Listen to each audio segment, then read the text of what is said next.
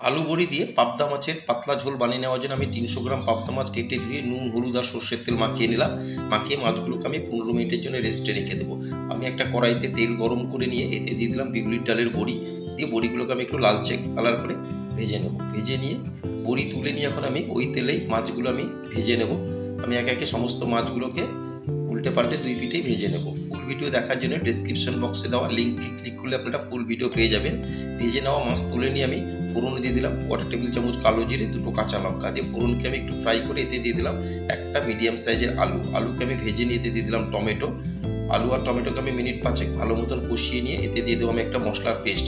এতে আছে জিরের গুঁড়ো, নুন, হলুদ আর রেগুলার লঙ্কার গুঁড়ো দিয়ে মশলাকে ভালো মতন কষিয়ে নিয়ে এখন আমি এতে পরিমাণ মতন জল দিয়ে ঝোলকে ফুটিয়ে নিলাম। এখন আমি এতে দিয়ে দেবো ভেজে রাখা মাছ দিয়ে গ্যাসের ফ্লেম হাইতে রেখে 5 মিনিট ফুটিয়ে নেব।